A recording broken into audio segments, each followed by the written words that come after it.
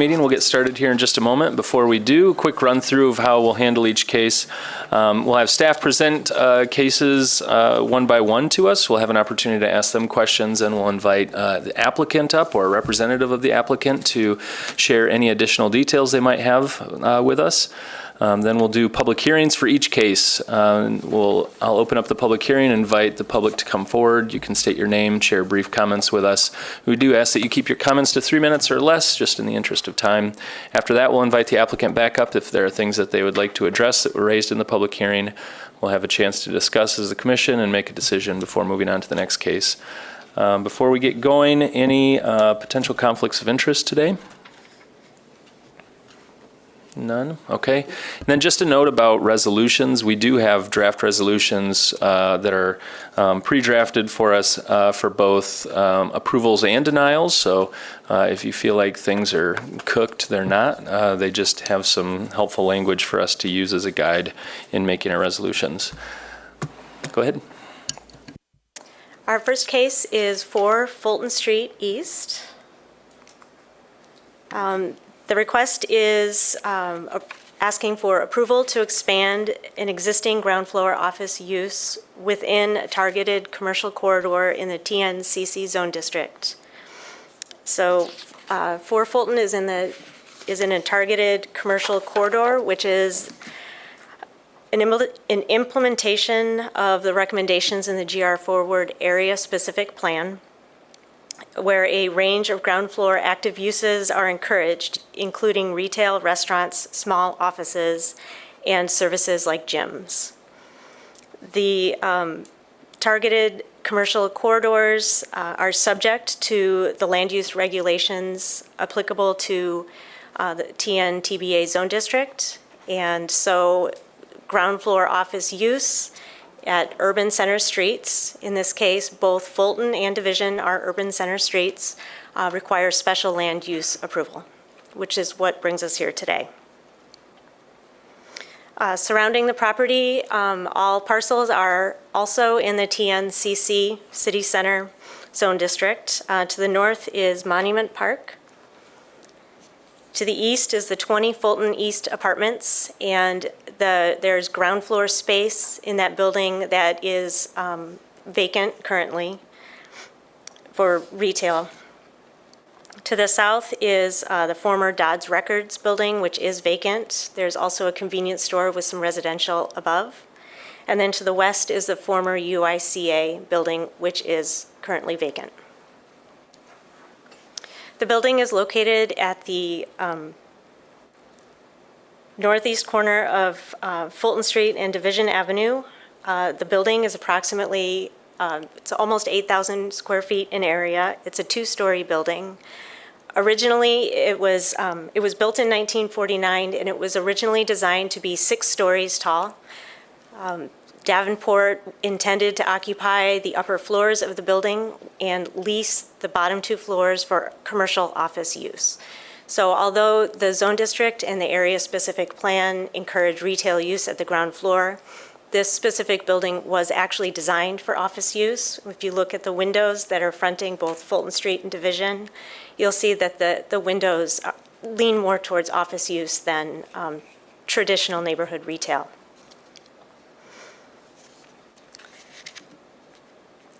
The applicant is an architectural firm that has occupied the building since 2014.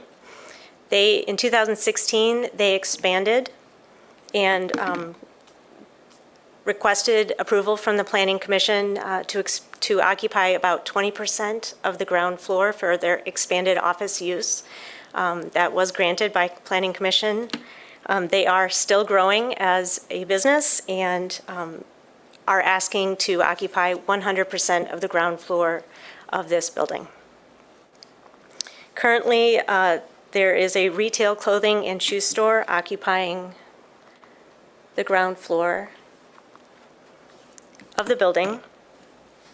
So the retail shop will vacate the building, and the expanded office use will move into that space.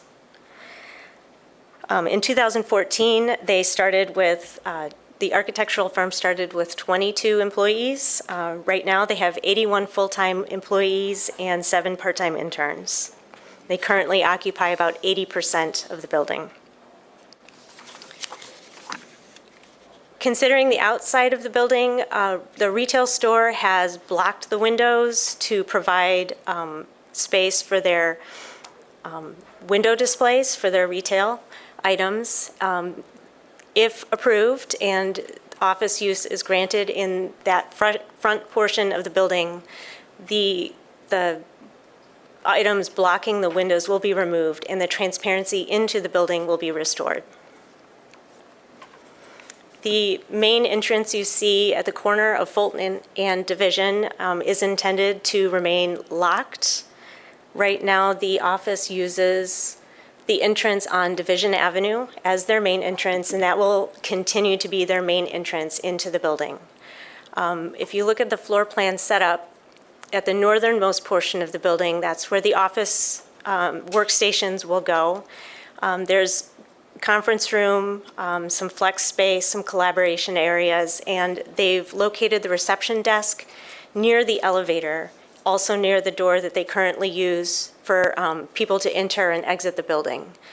The door in South Division, it's my understanding that that door does remain locked and is opened when clients or guests need to enter the building. So with the receptionist area there, they can easily allow access to people in the building, and then it's close to the elevator and the conference rooms.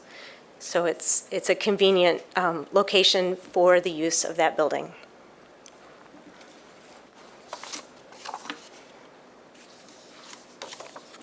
The general business hours are not proposed to be changed. It'll be 8 to 5, Monday through Friday, and 24 employees are expected to occupy the new office space.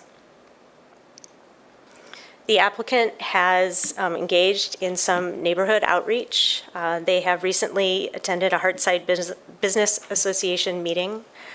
We've received a letter from the Hartside Business Association citing both some concerns and some support. Ultimately, they're remaining neutral on this position. And a letter of support has been received from the Grand Rapids Chamber. We have also received a letter from a neighboring resident citing concerns that if office use is granted at the ground floor of this prominent building, it could potentially prevent any future retail use at this location.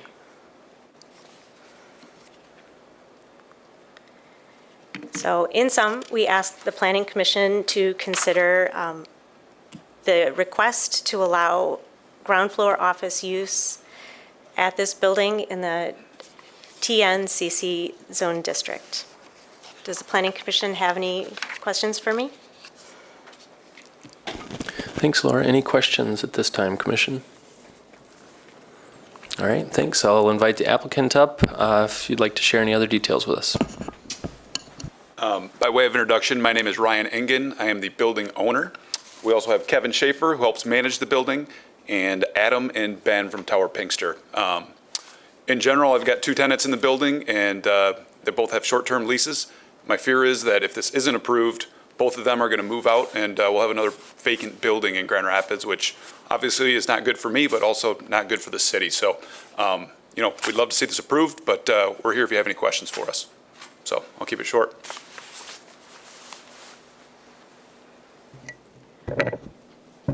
Regardless of what happens today, is the retail operation proposing to move at this point?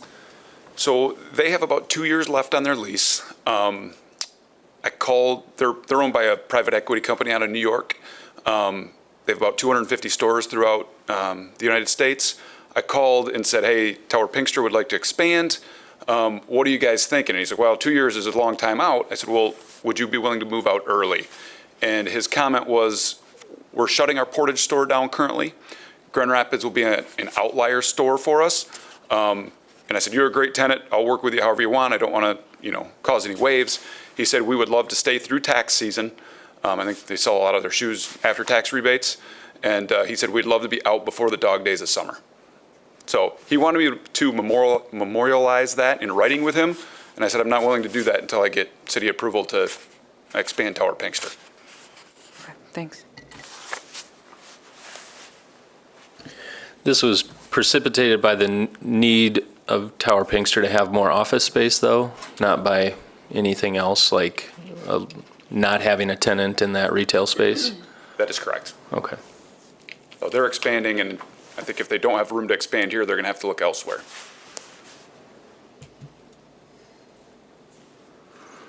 Any other questions, commissioners?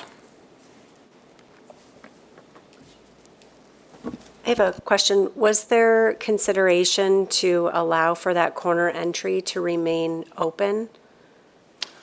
Might turn that over to the Tower Pinkster guys. They're architects, so I kind of let them Yeah. design it how they Understand. want it. Yes, there was internal discussion while putting this package together and laying out the floor plan.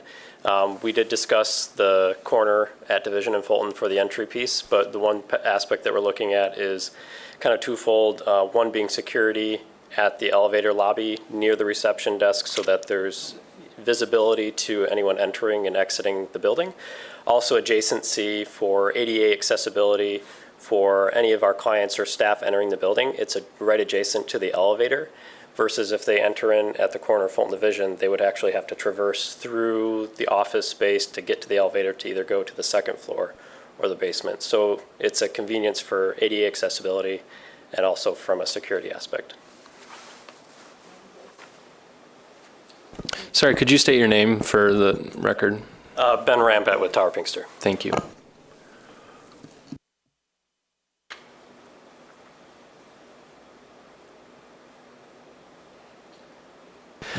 All right, well, I'll have you take a seat. We'll do the public hearing, and then if we come up with other stuff, we'll ask after that. I'll open up the public hearing. If you're here today about 4 Fulton, please come forward, state your name, and share your thoughts with us. All right, so I'll close the public hearing. Commissioners, other questions about this? I don't have a question, but I think it's important for us to look at context of where this is in the district, being across the street from the park, the police department, and the UICA building. And so allowing for that synergy of retail at that intersection, it's a challenging intersection from a pedestrian perspective as well. So if the Planning Commission were inclined to support the use, I think that the rationale of its location and what's already happening, I think, is important. Even though we were desiring a retail node here, there are some challenges with being a retail node because of its current condition. I have a question just around if this were to move forward and become office, what would be the challenge going forward to reconvert to retail? As we said, there's a short-term lease on the building. Could it revert back in 2 years without too much challenge? Yeah, absolutely. It would not need approval to convert back. Depending on the condition, there would probably need building permits to separate the space back out, but there'd be no use issues.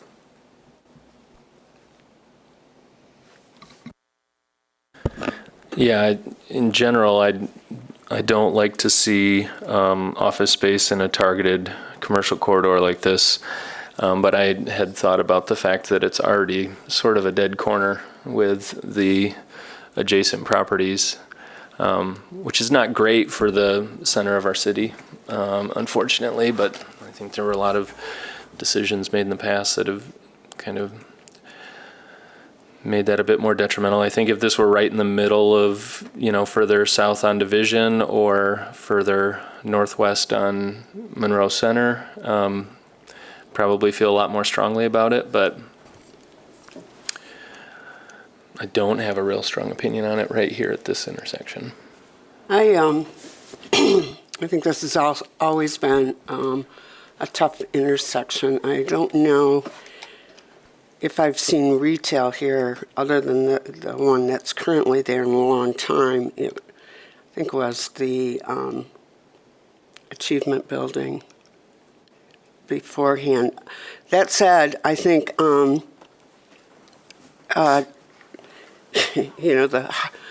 most blighted part of it, and no offense, but is having a police department that has no windows on except for the Secretary of State, but at least this has windows. On Bridge Street, where I live, there is, albeit smaller, and in the middle of a series of restaurants, a architect firm. And I always like passing by it because they display some of their different projects and things, and it's interesting to see. You might think about something if you haven't already.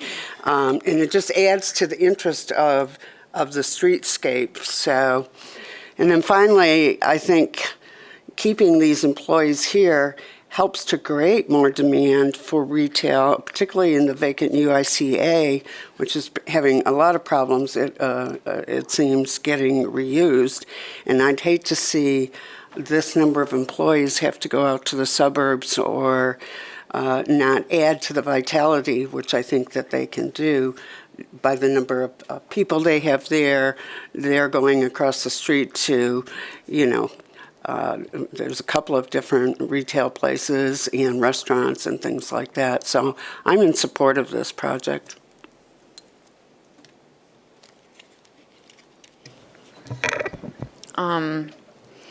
I have some reservations about losing a retailer at this corner that is active and, contributing the use that we want there. But I understand what all the other commissioners are saying. I am very discouraged about the fact that the main entrance will not be on the corner of Fulton and Division. I think that is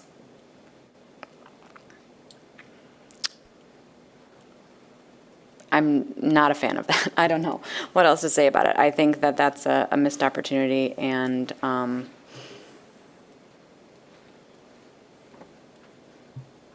discouraged by that.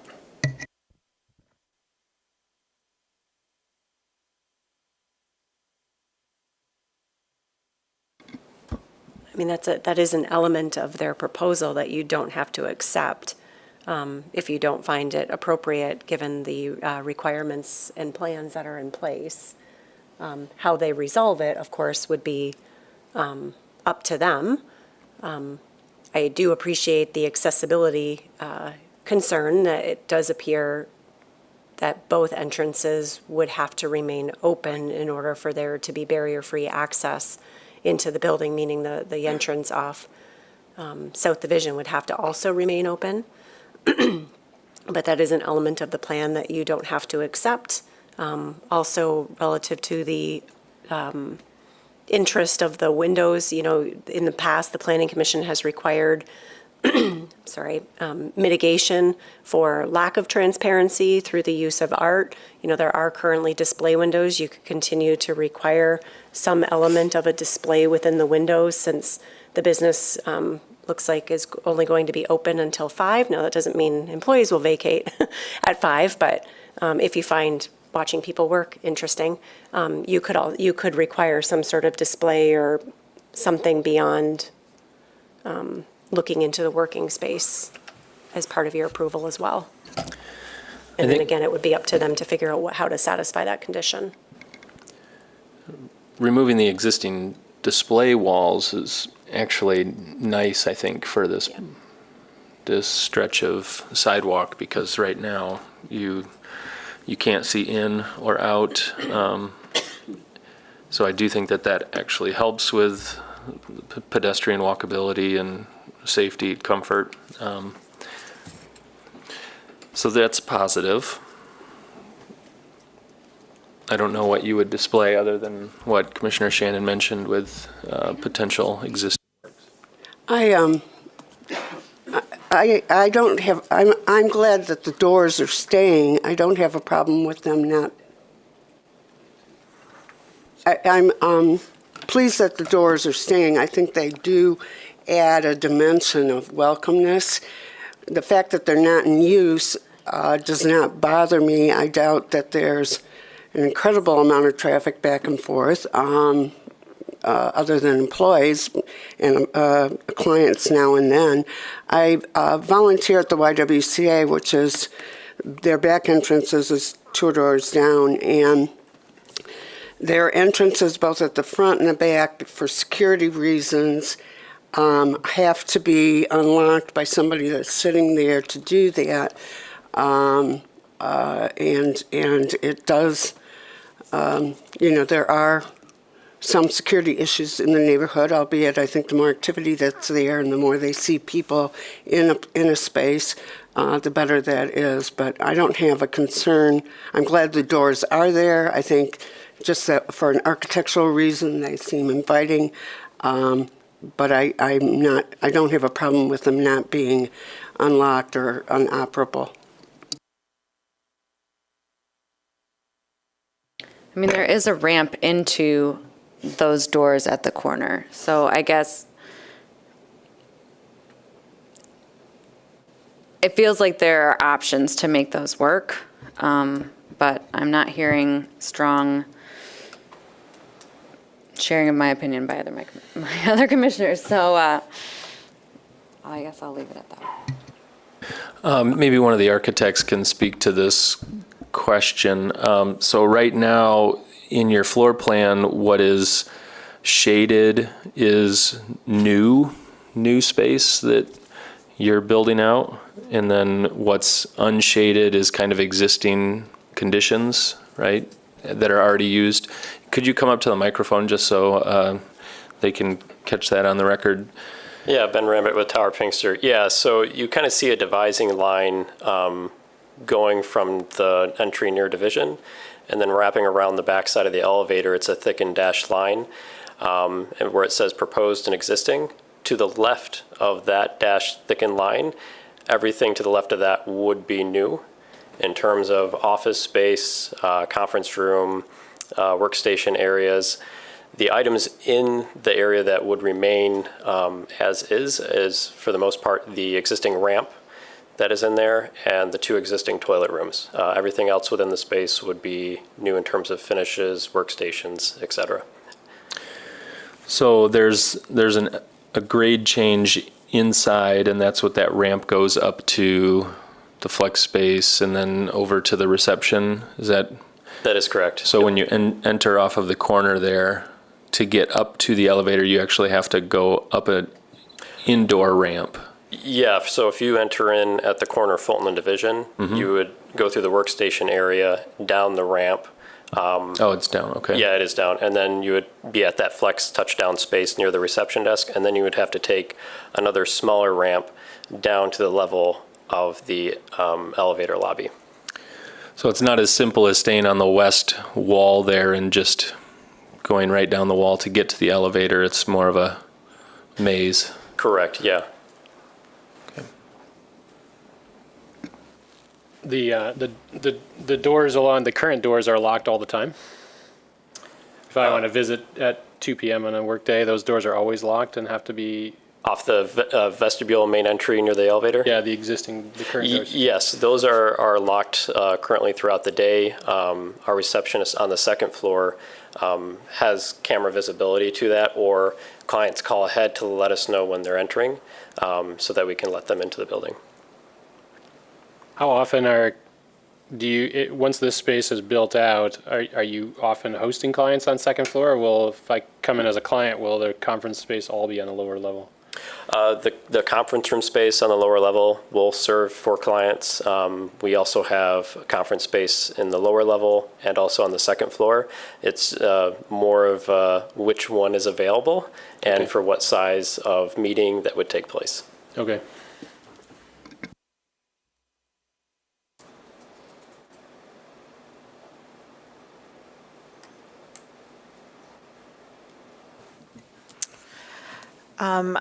From someone who has recently been on a knee scooter for 3 months, personally speaking, I want the simplest, most accessible access to the elevator.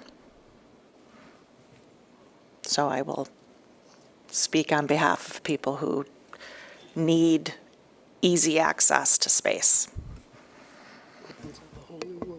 It does. It does.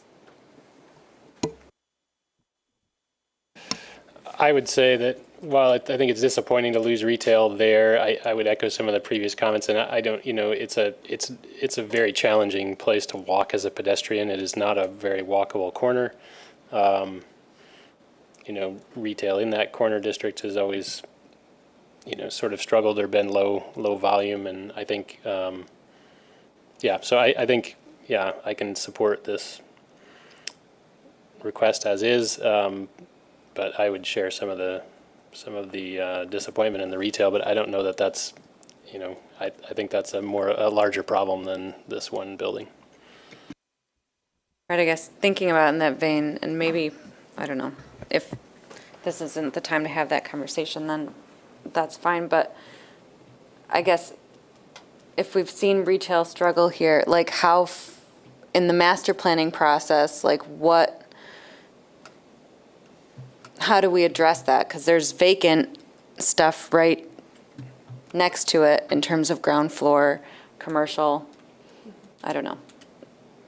How do we encourage that if that's what we want there, if we're getting rid of the one active retail spot?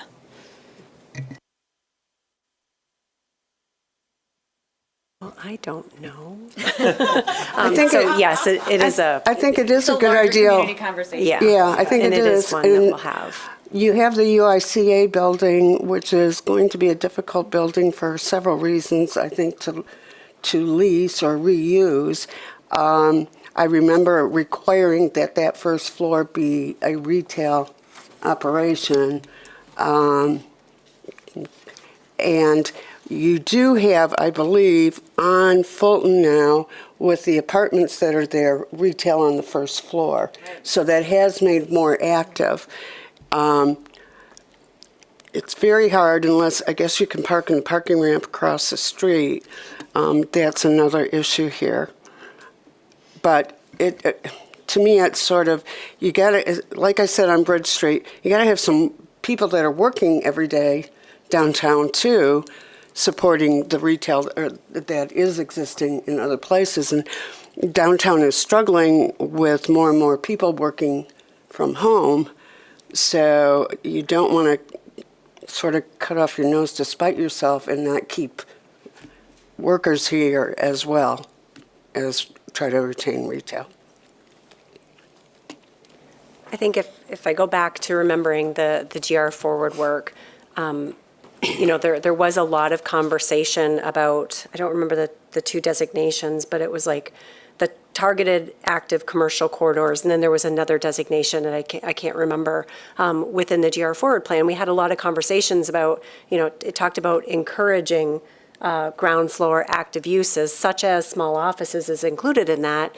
And, from a zoning perspective, when we talk about codification of the plan, we either require it or we don't. We don't have a preference and encouragement within the code. A lot of those are market-driven. They're also supported through other efforts through, the chamber, for example, and in this case, DGRI. And so I think that they were looking at how to utilize their tools to encourage, and then zoning was, the zoning implementation strategy we chose was to allow for ground floor offices to be considered a special land use.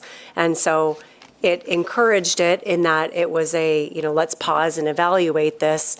And I think here, in this particular location, unfortunately, you don't have the infrastructure in place that you do in other TBA corridors, which I realize it's city center, but it's controlled by TBA standards. You don't have that same infrastructure because of the streets, because of what's happening around it. And so I think,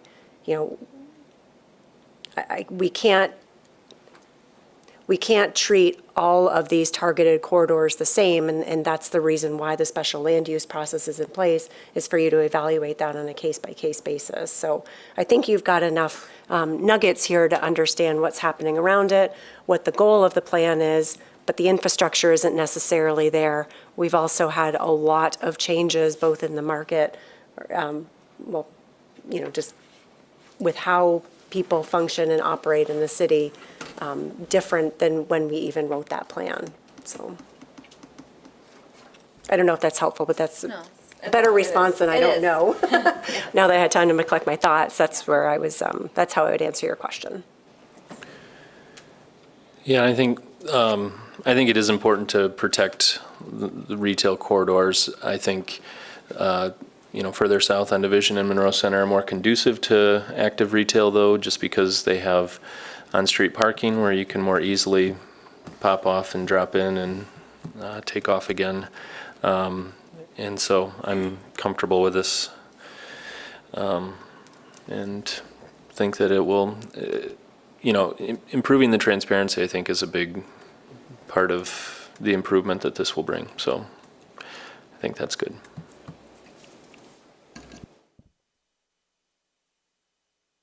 So we're going to make a motion? I'll do it.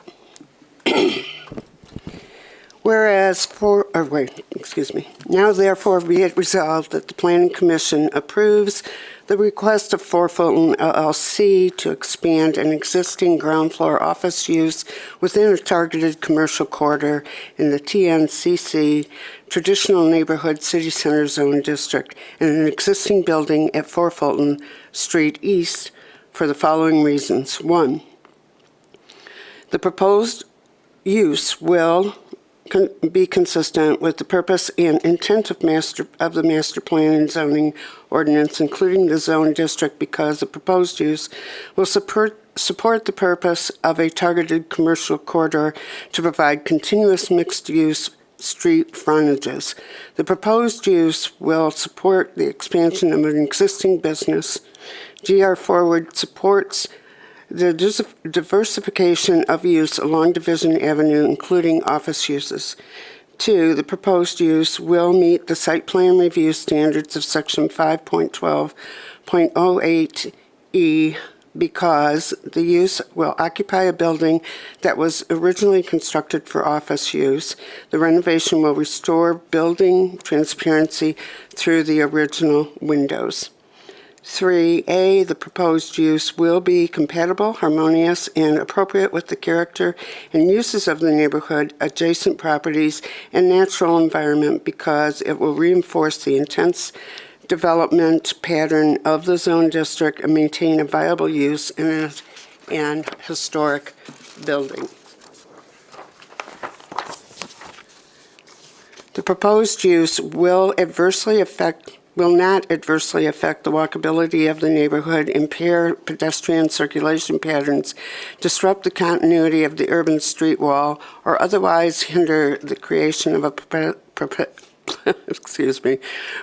pedestrian-oriented environment because use of the building as proposed could bring vitality to this area of the neighborhood, creating a character conducive to a pedestrian-oriented environment.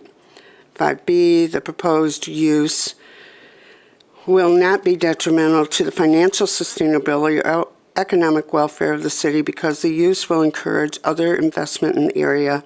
People employed in the expanded office will have the opportunity to patronize nearby businesses. And 5C, the proposed use will comply with all other applicable city ordinances and policies and all applicable state laws. Be it further resolved that the following condition of approval shall apply to the project. Standard condition set A approvals as shown on the screen. And I would add, if it's not there, oh, you want me to read it? Oh, non-bold, yes, thank you. That the application and plans submitted by the applicant and signed, dated, and stamped by the planning director so constitute the approved plans, accepted plan elements do not meet ordinance requirements and/or as amended in this resolution. That the use shall operate according to the application and per testimony as recorded in the Planning Commission minutes. 3, that the approval does not include any proposed signs, and any future signs shall be subject to the requirements of Article 15 of the ordinance and permits received prior to installation. That land use development service, LUD's permit, building permit, and all other required permits be obtained from the city of Grand Rapids prior to construction, demolition, or operation. That any expansion of the approved special land use requires an additional special land use review and approval by the Planning Commission.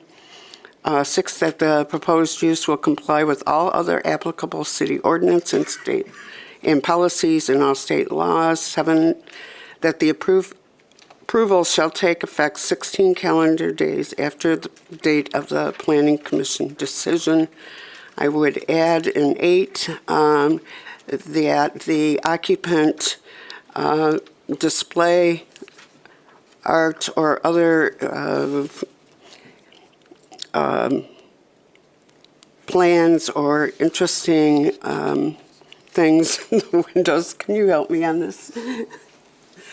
Kristen, I'm trying to add an 8th standard about displaying items in the windows. I could help use with the language. Okay. That the applicant shall work with staff to add, I'm not sure how many you're seeking, though.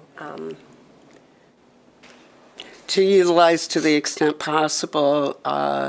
Display windows. Display windows. Of goods and services to add interest and vitality to the streetscape. So moved.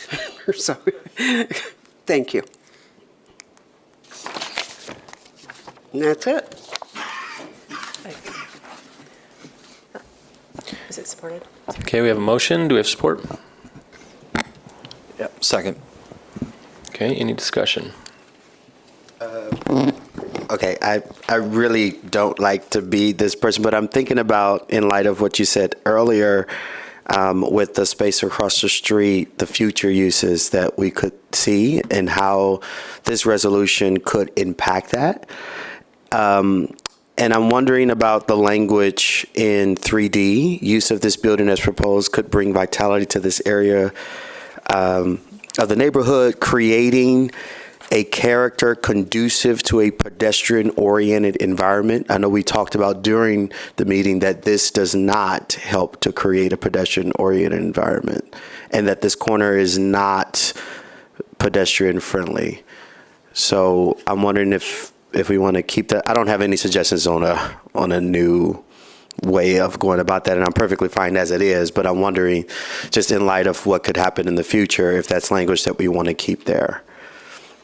And the language in 3A, it would reinforce the intense development pattern of the zone district and maintain a viable use in an historic building. Obviously, the second half of that, the viable use in a historic building, but it will reinforce the intense development pattern of the zone. We just talked about during the meeting that this is an area that is targeted for commercial, more walk-in, walk-out kind of retail services, and not this kind of use. So I'm wondering if we keep that language as well. I guess I thought that the language, maybe I'm reading too much into it, but it doesn't sound like the retail part is going to be there much longer, no matter what we do. And therefore, to have it occupied where you do have traffic coming in and out is at least keeping and adding more people to that area, which would add to the pedestrian uses. That's how I interpret it. But. I see. I was actually going to suggest for you to consider replacing that 3A bullet as well, and to state, I was still working through some of the language, but to state that the proposed use will be compatible, harmonious, et cetera, because the existing conditions, including lack of on-street parking, its location at the corner of a 6-lane intersection, and its shared placement on the intersection that, this is messy, I'm sorry, Carol, that includes a public park, the police department, and the UACA, supports flexibility in the nature of the uses and specifically a small-scale office use. Something drawing back to our, I think that's Yeah. nice, In because it lieu of- really does help us then look into the future about, and look at what are the conditions that are keeping this Right. area from Yes. developing. yes. So I was going to suggest supplementing that bullet, which may or may not address your concerns, with the language I think I might have been sloppy in, but was trying to get to about the conditions at that corner. I would agree with adding that. To address 3D, I suppose by removing the display walls and creating more transparency where you can see in and out of the building, it may actually improve the pedestrian-oriented environment. But I understand what you're saying, where retail use is more active, that is maybe a better pedestrian experience in general, but maybe not existing conditions versus what's being proposed. Right. So I guess I could see it either way. I appreciate the scrutiny on the language there, because I do think that's important, but I think we will see some improvement here potentially, so. Perfect. But I'll leave it up to the motion maker. No, I'm fine, I'm fine. Yep. Still second. Okay, any other discussion? All those in favor of the motion, say aye. Aye. Any opposed? All right, the motion passes. Thank you. Our next case is 435 28th Street Southeast. Laura will take us through this case as well.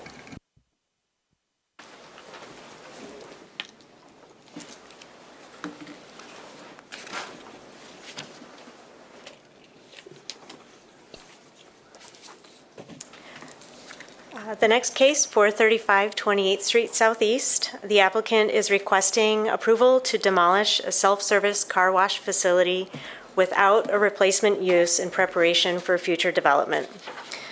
The applicant purchased this property in 2021 and intends to sell the subject property as ready to build to suit. Special land use is required if no site plan is submitted for a reuse of the property. The future land use map designates the subject property as mixed-use commercial. It's auto-oriented. There are a mix of retail, service, and restaurant uses in the area. It's surrounded by low-density residential to the north. To the east is a drive-through fast food restaurant. To the south is an auto dealership in the city of Wyoming. And to the west is an auto service and tire center. The property is located on the north side of 28th Street between Eastern Avenue and Madison Avenue Southeast. It's just under an acre in size. It has a self-service car wash building, vacuum kiosks. It's paved with concrete and asphalt, has light poles, transformer, a sign, and catch basins. All of the existing improvements, the applicant has indicated that all the existing improvements on the site will be removed. The site will be graded and grass will be planted. The building, the southwest corner of the existing building is non-conforming relative to the 10-foot side yard setbacks in the zone district, and a small portion of the corner of the building is encroaching onto the neighboring property. The site is accessed through one curb cut that was required by MDOT to service two properties, 435 and 425 28th Street. There is also a joint driveway agreement between the two properties to facilitate continued access onto both sites. So should all the improvements be removed, a driveway would need to be constructed to allow continued access for the tire center next door. The applicant has also been informed that any new construction shall be required to fully comply with any stormwater management requirements on that site. So we ask the Planning Commission to consider approval to demolish the existing car wash facility with no plans for future development at this time. Any questions for me? Thanks, Laura. One question. By demolishing this building and grading and seeding the site, will that trigger additional stormwater requirements in the future? Yes. Okay. They will, any new development will be expected to fully comply with the ordinance requirements. Whereas if the site remained as is, there is some flexibility with the, making it closer to conformity with the requirements. There's a little bit more flexibility built in. Okay.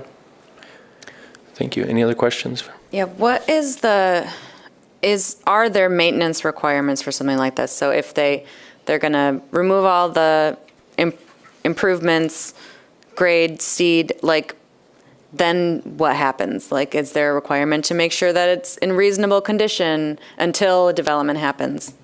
Yes, they would need to ensure that there would be no trash, litter, the grass and the weeds not grow above what code compliance requires. In the past year, there have been some code compliance cases on this property, and the city has had to go out and maintain and mow. The grass and the weeds were too tall. And so when that happens, the city maintains the property and then bills the property owner for the work that's been done. Okay, thank So you. there is an expectation there. Thank you. Any other questions for Laura? All right, thanks. I'll invite the applicant up. Is there any other information you'd like to share with us? Come on up. My name is Michael Yildu. I'm the owner of 435 28th Street. So, and I live in Macomb County, which is 2.5 hours away. We had a plan at the time. We purchased this business, but unfortunately things went wrong in the wrong time. I have the development, a lot of building in Detroit and Shelby Township and Warren, Sterling Heights. This one kind of too far for me to come all the way here. And I've been coming once a month to clean with the people be throwing garbage there. Clean it, it take me almost 5 hours 2 ways if there's no traffic. So I get to the point where I feel like this one taking all my energy for nothing. So I put a sign for a while there, built a suit. I had a couple of people look at it, but unfortunately everybody look at it now is like a car wash. I need to get people attention where it's going to be like 1 acre. So the people who development, I want to catch up people development eyes, not somebody looking for the car wash, which is there is all the equipment been somebody stole it out of there. They tear up this building. So I let the owner, the previous owner, run it for a while. She told me till my son get in the school. I should not let her do that, but I did, unfortunately. Then he didn't watch it real good, and a lot of equipment got stolen out of there and left me with a large amount of water bill. I had to take care of it. And then because of the maintenance, I think it's because of the distance. Otherwise, I hate to see one of my property get violation for any reason. Are there any underground tanks or anything here, or is it mostly just water lines, sewer lines, that sort of thing underground? It should be just a water line. It's because the wash, and this has been there forever, I believe. Okay. Never have a different use other than car wash. So you'll be removing any kind of infrastructure that exists before reseeding, grading, reseeding? I have a scope of work where I'm dealing with a company, demolition company here local in Grand Rapids, and I have paid them half the amount. And it's been almost 3 years since I paid the first amount, and we were waiting for the approval here. And they have a scope of work. I'm very sure if you want to take a look at it, I don't mind. I just want to make sure that the site's clean, but I guess that's not necessarily part part of our, Well, no, it is. I would think it is. We do have a condition of approval that all surface improvements, such as pavement, lighting, signs, and structures, and subgrade infrastructure, including utility connections, stormwater facilities, or any car wash associated infrastructure, be removed so that the site truly is ready for redevelopment. any other questions for the applicant? All right, thank you. I'll open up the public hearing. If you're here today on this case, please come forward, state your name, and share your thoughts with us. Close the public hearing. Commissioners, any concerns about this? No, I think this makes sense. I think, getting it ready for redevelopment will have some new opportunities to improve what is on here design-wise and make sure that the buildings aren't encroaching on the other properties and adhere fully to the ordinance. And I'm glad that anything new that will come here will have to meet the new, the stormwater requirements. So I am in full support and happy to make a motion after discussion is over. I agree with the commissioner. I think taking this out will make it much easier to develop, I hope. It doesn't look good there now, and we want to promote reuse of this property. I just want to, from an environmental standpoint, the location of this facility and the neighboring property and auto service center, there will likely be contamination under this property. And when demoing a parking lot, I think it's really important. I mean, I'm not saying I don't support this. I think it's great, but it's, I just want to make note that when you start digging up pavement like that, there could be some exposure and opening up some potentially contaminated soil to the air. So just, just making sure that that's considered during the demolition phase of it. But that's just from an environmental standpoint. Other than that, I'm in support. Yeah, I know staff has been working with our stormwater engineer, who also, Dan Tabor, of course, who has the same mind there. So he will help us make sure that we get all the necessary permits, whether locally or through the state, prior to the demolition to prevent any environmental concerns that you're referencing. All right, shall I? Anything else? Okay. Now therefore be it resolved that the Planning Commission approves the special land use request of Michael Yaldo to demolish a self-service car wash facility without a replacement use in preparation for future development at 435 28th Street Southeast for the following reasons. The proposed demolition will be consistent with the purpose and intent of the master plan and zoning ordinance, including the zone district, because the proposed demolition will support the vital business district's objective of the master plan to encourage the restructuring of commercial development on 28th Street. And the vacated graded site will provide reasonable accommodation for growth and development.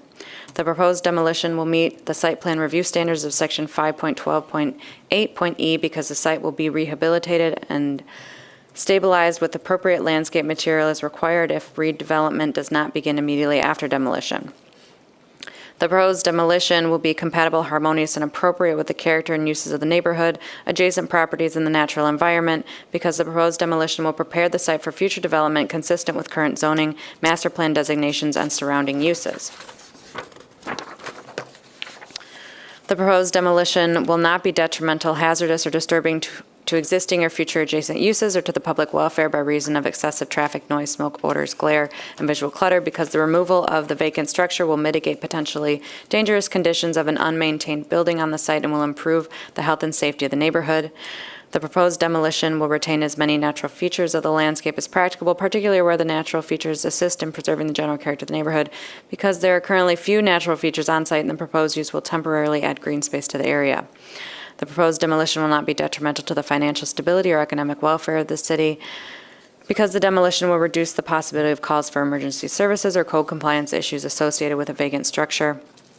and the proposed demolition will comply with all other applicable city ordinances and policies and all applicable state laws. Be it further resolved that the following conditions of approval shall apply to this project. Standard conditions that A, approvals, which is shown on the screen.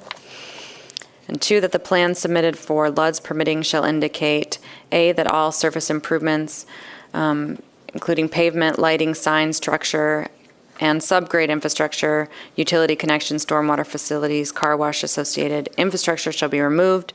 B, that the property shall be stabilized with topsoil and grass seed or other appropriate vegetative material. And C, that the curb cut providing ingress and egress to 425 28th Street Southeast will remain intact, and a shared driveway plan to fulfill the requirements of that joint driveway agreement shall be submitted at permitting. All right, we have a motion. Do we have support? Second. All right, any discussion? All those in favor of the motion say aye. Aye. Any opposed? All right, motion passes. Thank you. All right, our next case is 400, also known as 404 Ionia Ave Southwest. Elizabeth will take us through this case.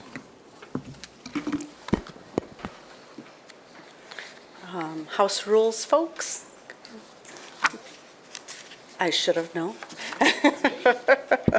So, on August 11th, 2016, the Planning Commission approved an application to establish a new bar with live entertainment in association with a retail store selling wine, beer, and distilled spirits, along with a waiver of parking requirements. And that was at 400, also known as 404 Ionia Southwest. And that business has been running since then. They, sometime along the way, and I'm sure they'll tell us when, they rebranded the business to House Rules, and they wish to expand it into an adjacent vacant retail space to increase both the floor area and occupancy. And because of the extent of the expansion as well as the parking waiver, a special land use approval is needed. The subject site is in the former Klingman Furniture Factory. The site is the bar, the establishment is right on Ionia there. And the building does have some parking for the residential uses that are located there, but there's no on-site parking for any of the commercial uses. But you can see there is a large city-owned parking lot which has no cars in it at the time that this was taken. So there is some district parking, and then there's some on-street parking as well. Not right in front of the establishment, but on down the block either way.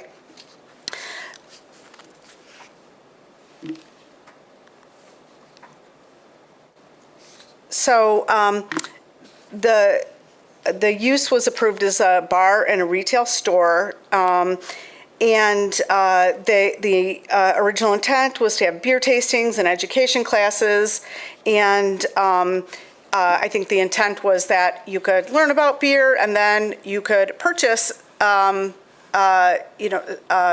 to go. Based on what you learned you liked. Somewhere along the way, some of the these coolers here that I'm pointing to, they've been removed, and the seating was expanded. This linear cooler is still there, but the applicant, I guess this is what it looks like right now. This is all the floor. The seating and the cooler and the bar, and they're planning on demolishing part of the bar and expanding with additional seating, and then also I think white boxing for a future kitchen. I'm sure the applicants can talk about that.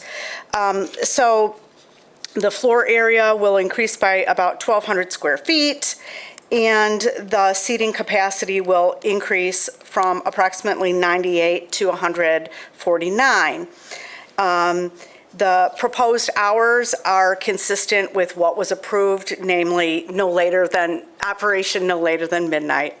And they still will have some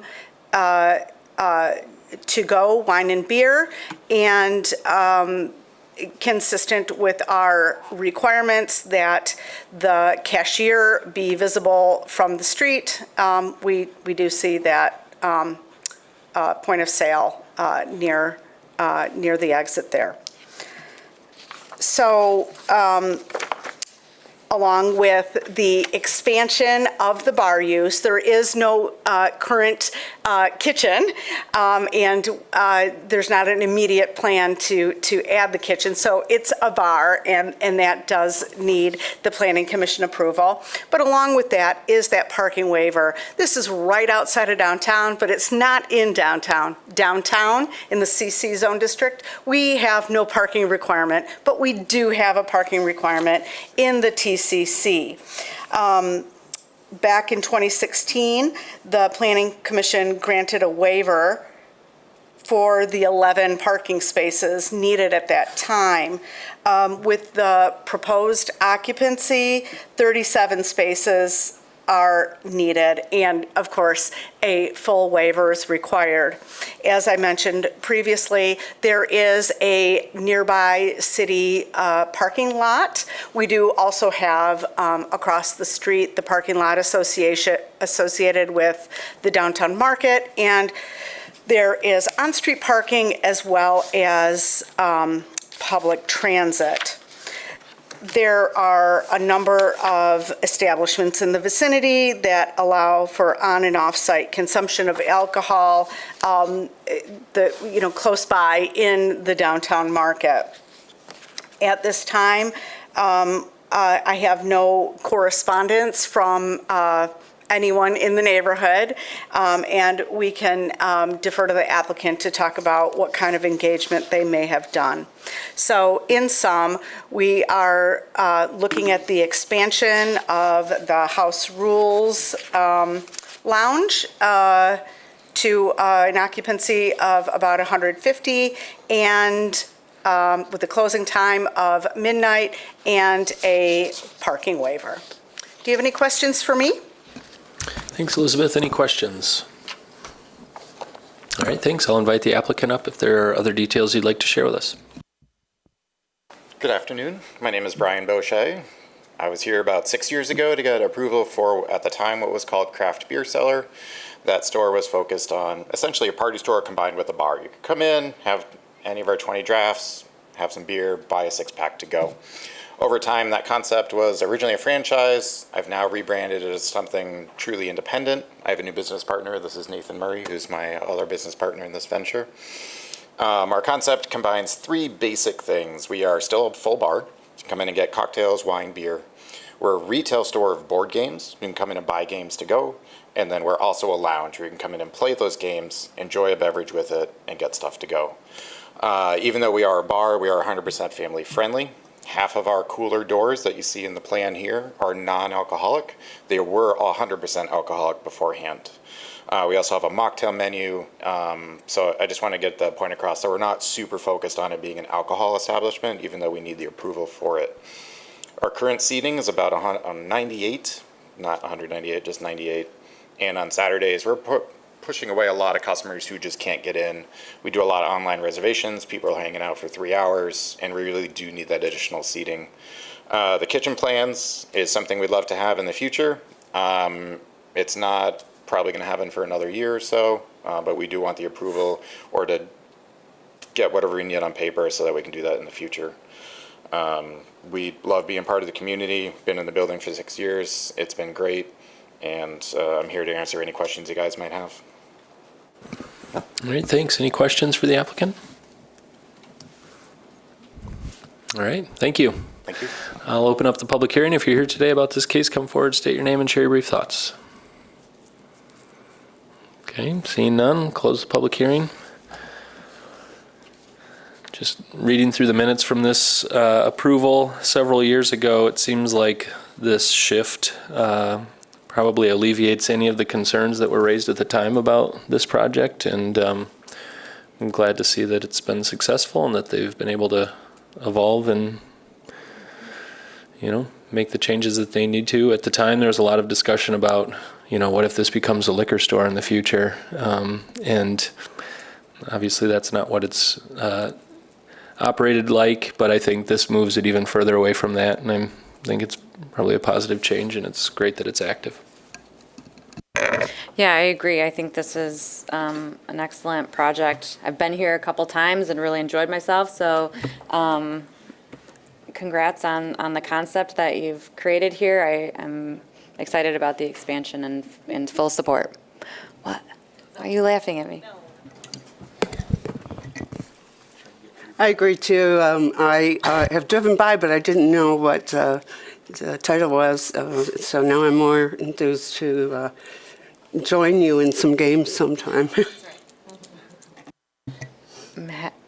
I'm happy to make a motion, or if Christine wants to make the motion, it seems like she's ready. I'm ready. Okay. I'm ready. And congratulations. Sorry, go ahead.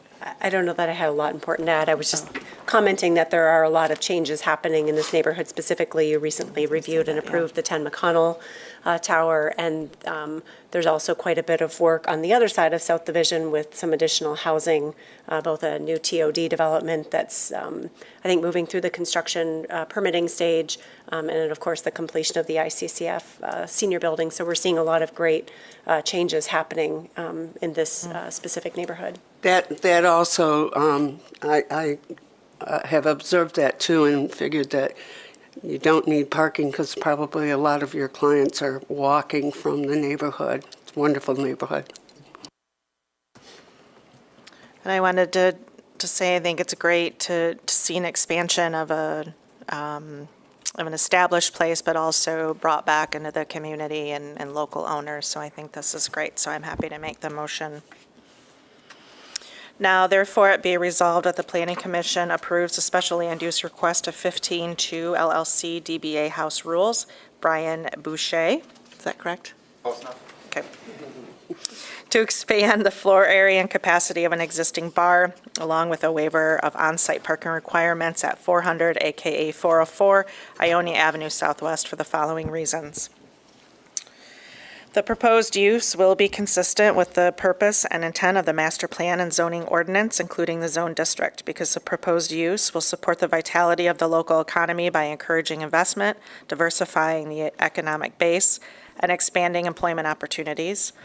The proposed use will meet the site plan review standards of 5.12.08.E because interior improvements to the existing building will not impede the normal and orderly development of surrounding property uses.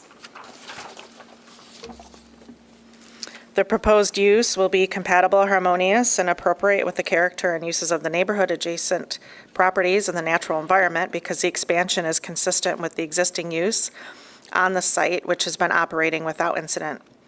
The proposed use will not have adverse effects on the neighborhood because the building and its entrance are appropriately oriented on the site and adequate on-street and district parking are available. The proposed use will not be detrimental, hazardous, or disturbing to existing or future uses or to the public welfare by reason of excessive traffic noise, smoke, odors, glare, or visual clutter. Because all activities will occur indoors and the hours of operation cease prior to midnight. The proposed use will not adversely affect the walkability of the neighborhood, impair pedestrian circulation patterns, disrupt the continuity of the urban street wall, or otherwise hinder the creation of a pedestrian-oriented environment, because the proposed expanded use is compatible with other uses in the vicinity and will contribute to the walkability of the zone district. The proposed use will not be detrimental to the financial stability or economic welfare of the city because the use is not anticipated to result in nuances that require code enforcement actions. The use will encourage other investment in the area. Given the character, location, development trends, and other aspects of the neighborhood, it is demonstrated that the area is underserved by the proposed use, and that the proposed location for alcohol sales will demonstrate demonstrably be an asset to the neighborhood because the use is unique as compared to existing uses in the neighborhood. Okay. The use or change in use as constructed and operated by the applicant is compatible with the neighborhood because the use will result in peak hours of use that are similar to other uses in the vicinity. The use as proposed to be operated by the applicant will not have any or minimal, the use as proposed to be operated by the applicant will not have any or minimal the existence of. Negative secondary effects. It's on the next page. Sorry. Oh, yeah. Negative secondary effects on the neighborhood because, thanks. Apparently my glasses aren't as strong as I thought. The existence of residential uses within the same building will inherently limit the intensity of the use, and the use will close by midnight. Be it further resolved that the following conditions of approval shall apply to this project. Standard condition set A on the screen. And 2, that except as amended by this application, the conditions of approval associated with the August 11, 2016 approval shall remain in effect. Support. All right, we have a motion and support. Any discussion? All those in favor of the motion say aye. Aye. Aye. Any opposed? All right, the motion passes. Thank you. All right, next case is 942 Front Ave Northwest.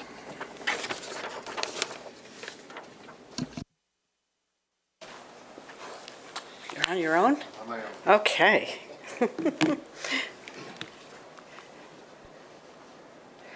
All right.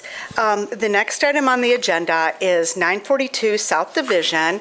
This is a request for a parking waiver associated with a new hotel, also including the sale of alcohol for both on and off-site consumption.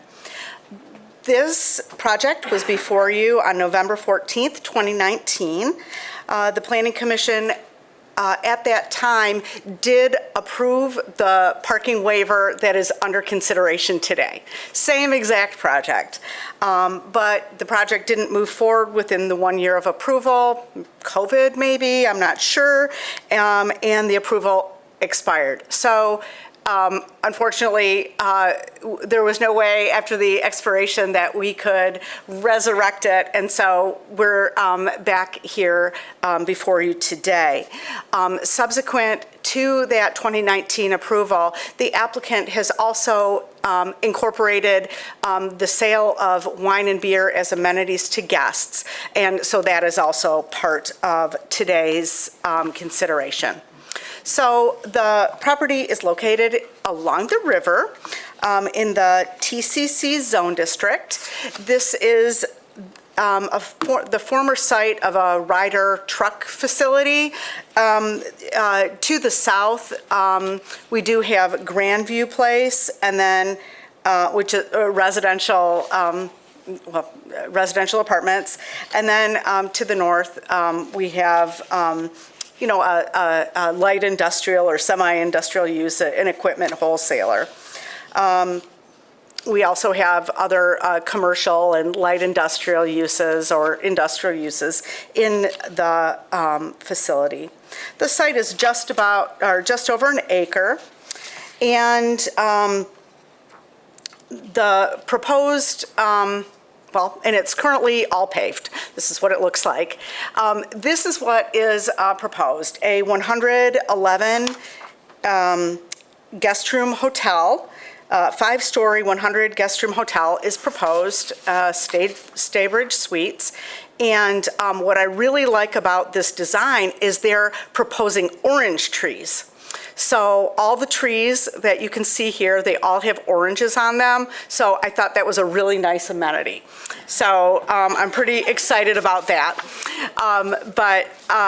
So it's a 5-story hotel. The hotel is allowed in this zone district by right. It's not this is not here today for the approval of a hotel. The TCC zone district does only allow 4 stories, but does allow 5 stories as a bonus, as long as certain provisions are met. So the applicant will be pursuing one of those bonus provisions for that additional story. So as proposed, the hotel, oh yeah, there's all the oranges. So the hotel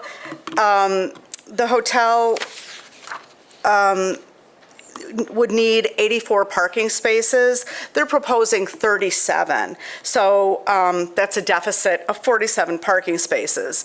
As you know, there are a number of waivers that you can use to reduce the amount of on-site parking. In this case, it would be on-street parking. The applicant estimates about 7 parking spaces immediately in front of the site. I would like to note that on Front Street here, there are bike lanes in both directions, and there's only on-street parking on this east side, but there is parking on this east side. So there's on-street parking, bus lanes. There's a bus route north and south on Scribner and Turner. Has a bus line. It's separated by the expressway. One northbound, one southbound.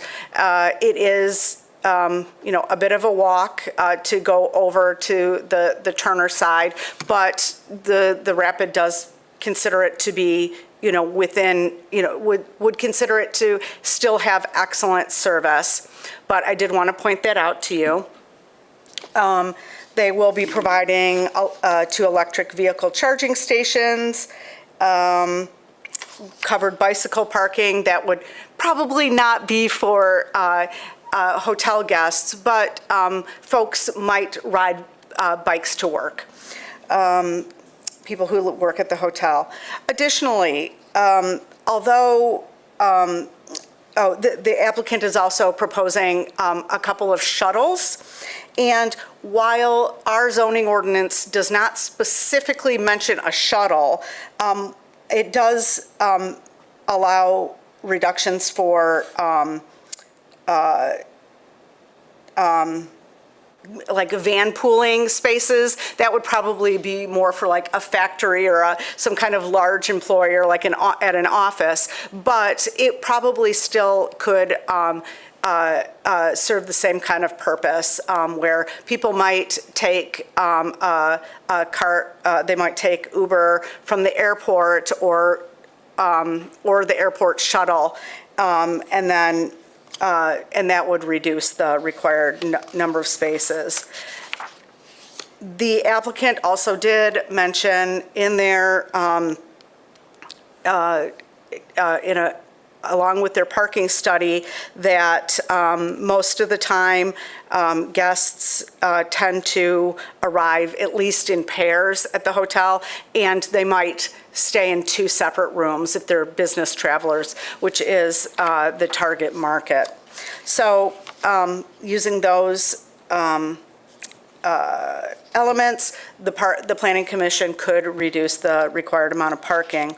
We did receive a letter from Wolverine Coil and Spring, located a couple of properties to the south, and they expressed concern that would be right here, south of Grandview Place.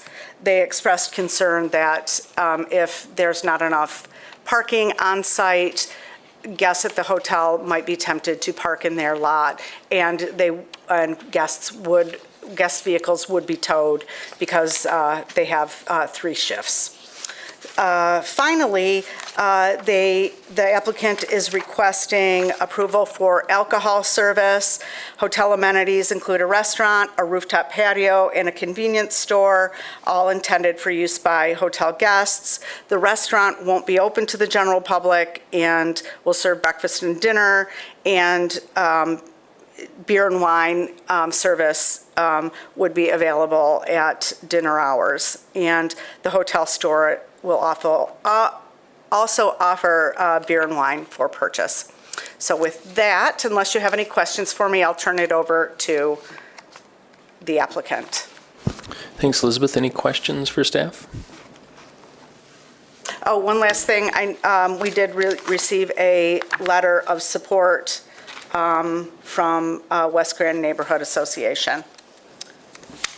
All right, thanks. I'll invite the applicant up if there are other details you'd like to share with us.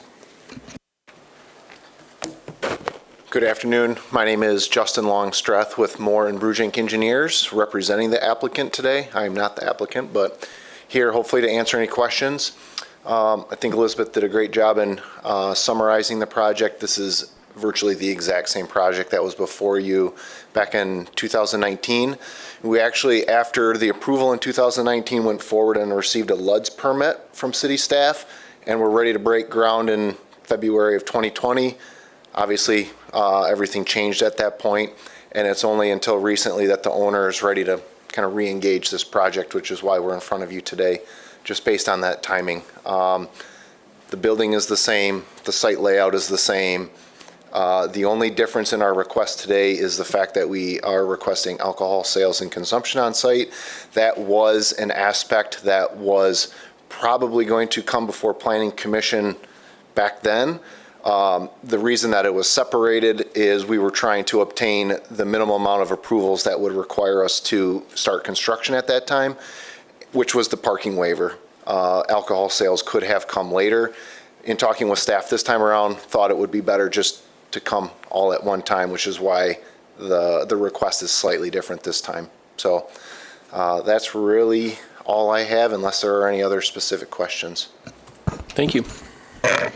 Yeah, so last time we talked a lot about the parking situation and what could be done to help ensure that the businesses in the area aren't impacted. And again, I guess I would ask about whether there have been shared parking agreements that have been explored, considerations for valet parking on the site. I'm glad to hear that there's going to be a shuttle. I'm wondering if there's also going to be, in addition to that kind of carrot, a stick, so to speak, to discourage people from driving and encourage them to take that shuttle in terms of like paid parking. Kind of what proactive things are being proposed to ensure that the lot.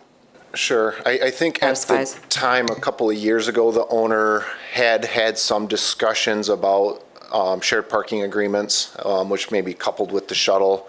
I don't know if so much time has passed that some of those conversations have gone cold. I don't know the answer to that question.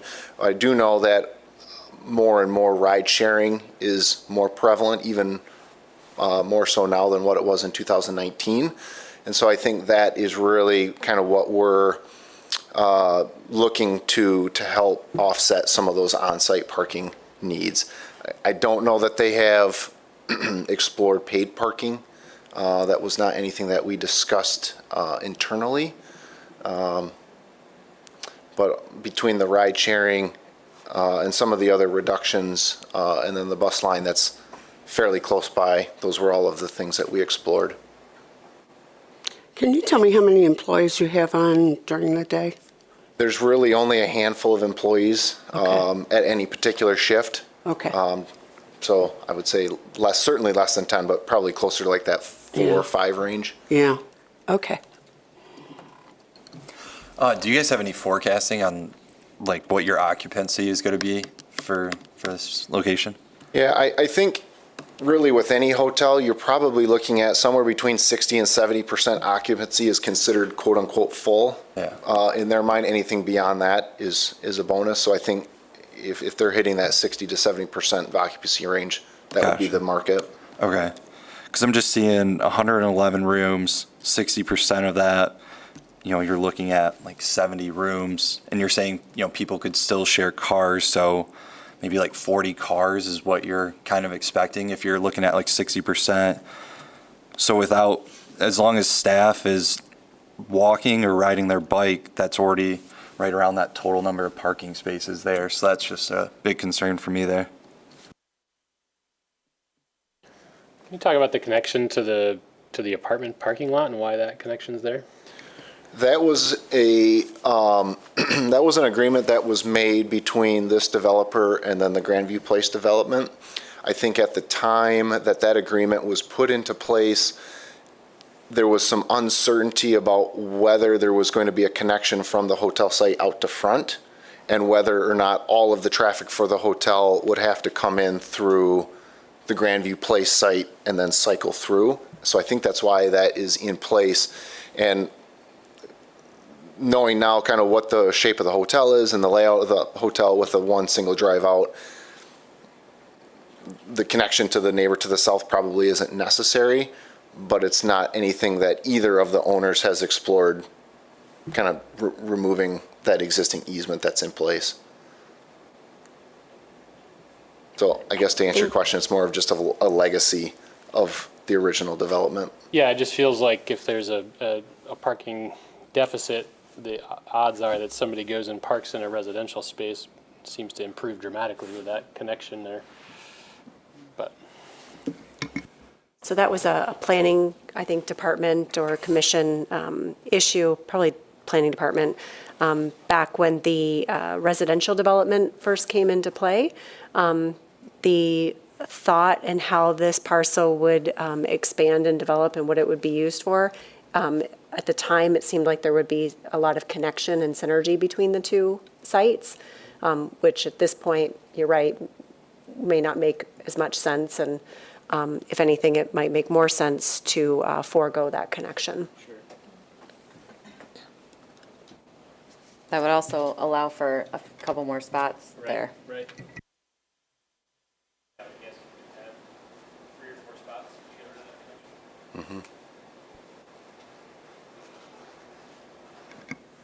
Justin, do you know the breakdown of the guests at the hotel? Is it 80% business travelers compared to visitors? It seems to imply in the supplemental memo regarding parking that the hotel traditionally is used for business travelers, which not have private I don't know if I vehicles. have a percentage for you. I would say more than 50% probably.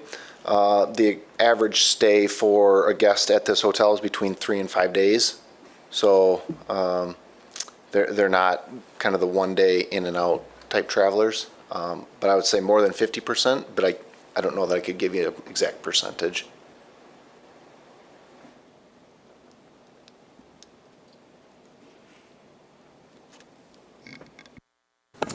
Any other questions for the applicant? I'm not sure if this is something that you could speak to, but that restaurant up top, is that something that you guys could possibly, there's just a preference with it, but just making that available to the public to go to that restaurant instead of just for hotel guests? Could be another cool spot for people in the city. It could. I think the concern with that, and specifically related to our parking discussion today, is if we invite that to the public and people are driving from all over the city to come to that cool spot, it really kind of hampers our existing parking. The restaurant itself, I believe, is on the ground floor. There is a rooftop patio area that's there's no alcohol sales, there's no food that's served up there. It's just a spot for the hotel guests to be able to go up and look out over the river. So I restaurant's on the ground misinterpreted. floor. I thought the restaurant was up top there.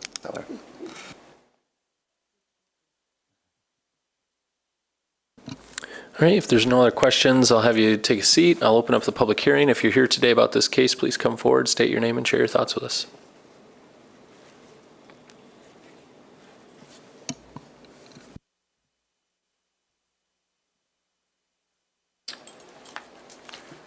Good afternoon. My name's David Davis. I live at 936 Front Avenue, the Grandview Place.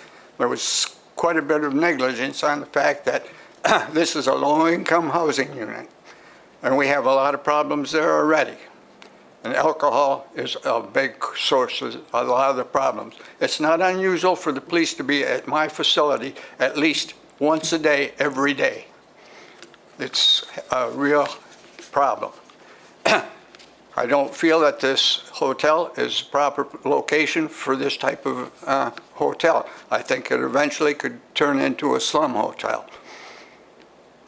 I live there. I know what's going on. I have a whole different insight than any of yous will have. And I'm real concerned about this. It's a small area for a hotel. 4 city lots, 1 acre, which makes it very, very limited. Now, he talks about parking. In front of the Grandview Place from Wolverine Coil Springs all the way up to their property is a limited parking during the day. It's not a full-time parking area, so that would limit street parking in that area. So I find that the original request was for a 10-story building, and now it's down to, what, 5, 6 stories, but they still have 100 guests. That could be a lot of cars. And I don't think that they can provide the parking for it because we have other businesses around there that park on the streets as well. We also have semis that go to Wolverine Coil Springs. They'll pull up there to close their back doors or open their doors, whatever, when they have to go into Wolverine Coil Springs. Wolverine Coil Springs made a strong dissent about this place on the previous occasion. On the previous occasion, Voss Glass came in here and they made a strong argument against this hotel. In the end, when this commission approved it, Voss Glass moved out to Kentwood. Somebody else is doing some construction in there now. I don't know what the new business will be. I don't know what kind of employees they'll have, but they've been doing a lot of work inside. And this concerns me too, because if they have a number of employees, that could create a problem with parking for their employees as well. And this will be an existing business. It's already there. The building is there. And I think that because of the transportation in the area, it's about 4 blocks over to the Dash Bus. You got to go across the bridge, 6th Street Bridge. That's a cold bridge to cross. I know I crossed it just coming over here because I walked to the Dash Bus. And the Dash Bus is an excellent source of transportation, but I'm wondering if people that are staying in a hotel are going to want to walk that distance. Now, if they want to go out to Standale, they can go over to Scribner Street. That's about 1.5 blocks away. But if they want to go downtown, they've got to go over to Turner Street, and that's about 4 blocks away, which is quite a walk again. And they have to go through a tunnel under the expressway to get to Turner Street. And when you go under that tunnel, it's usually littered with trash and garbage from vagrant people that tend to seek shelter there. We've had problems with this particular property that they're planning to put the hotel on, where we had vagrants that were camping out on the property all the time. All right, thank you. Thank you, sir. The time's up. Thank Okay. you for your comments. There's a lot more. All right, I know, thanks. All right, anyone else? I'll close the public hearing. Not sure if there's anything else you want to address or if there are other questions for the applicant at this time. I don't know that I have a lot more, but I would say just to the public comment that was made about hotel guests and where they might travel to, if whether it's downtown or likewise, my guess is they're going to take an Uber or a Lyft ride. It's not that far, and I just don't know that they're going to walk, but I think that's the mode of transportation that they would likely take.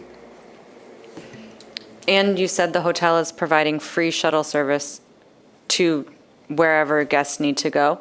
Yes, I believe that is the case. Thanks.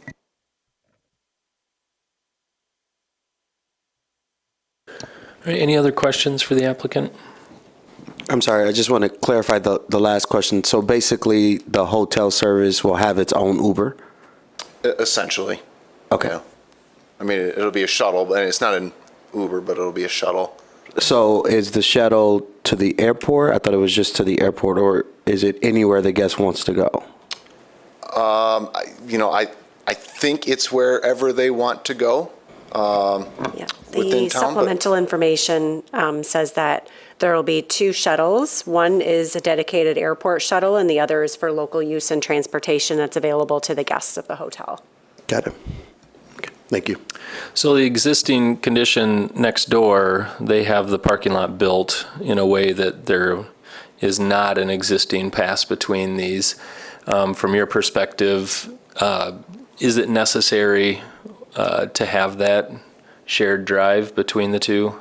No? Okay, great. Okay, commissioners, discussion on this. Yeah, I mean, it was tricky when we talked about it in 2019. I think that there are methods to make it work. I don't know that the Route 7 is a compelling argument either, but I do, I thought about the Dash Bus too and recognize that it's a long and sometimes cold walk, but it is a great service, and if people are coming here for business purposes and need to get downtown, that's an easy way to do it. Yeah, I think if the hotel wants to succeed, then they'll have to figure it out in terms of the parking. I would encourage them to explore paid parking and valet service to discourage people from renting a car if parking is going to be an issue, and to really advertise the heck out of their shuttle service, just to make sure that people know what's available to them. But I think it can work, and I'm generally supportive. This is not too far from where I lived, and I go up and down Scribner, sometimes Front. And it's a very, there's not a lot of traffic either way.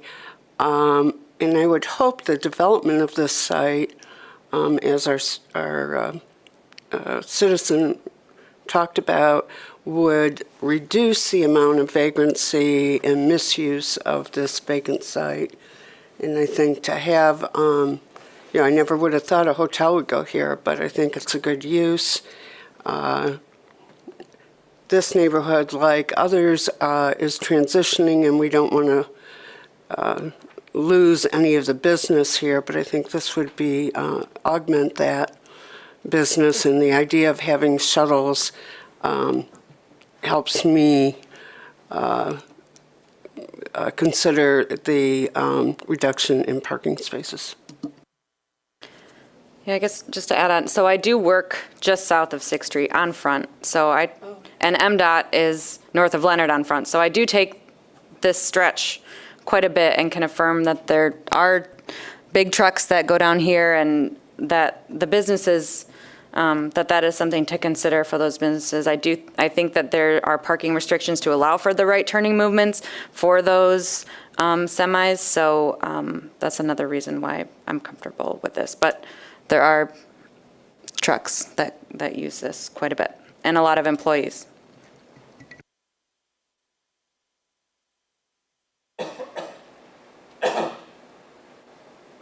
Any other discussion?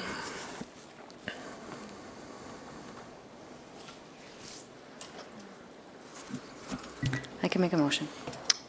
Okay. Oh, before I do, are we all in agreement that the connection should be removed from 936 Front Northwest? From the plans. From the plans, yes. Yeah, okay. And I think that can increase the parking. Yeah, I Yeah. agree. Okay.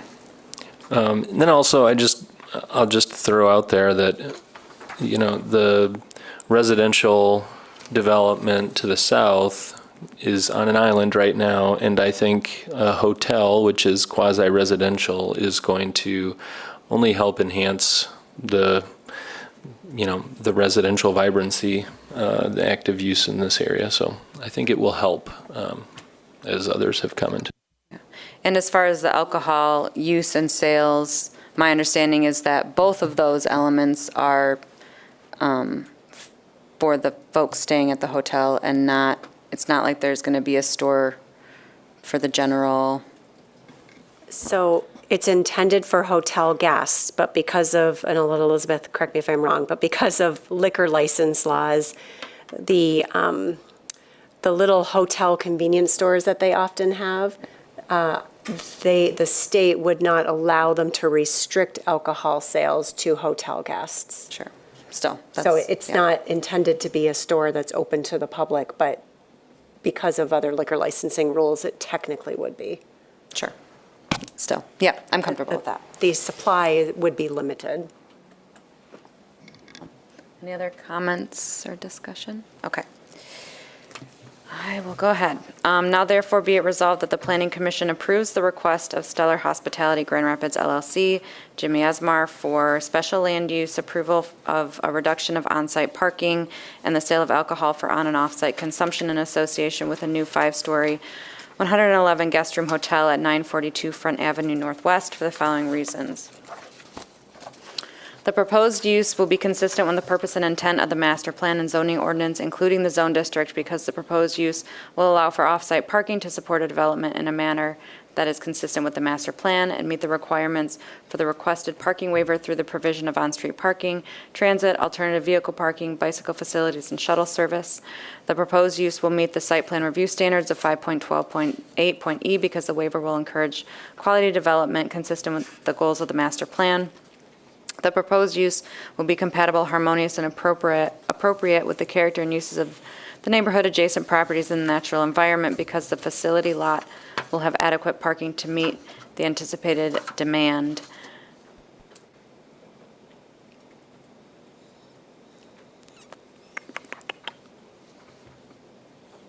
All right. The proposed use will not have adverse effects on the neighborhood because there is a significant amount of on-street parking in the area and alternative transportation is available nearby and also will be provided by the hotel. The proposed uses will not be detrimental, hazardous, or disturbing to existing or future uses to the public welfare by reason of excessive traffic noise or visual clutter because the proposed shuttle service will reduce the amount of traffic to and from the site. Given the character, location, development trends, and other aspects of the neighborhood, it is demonstrated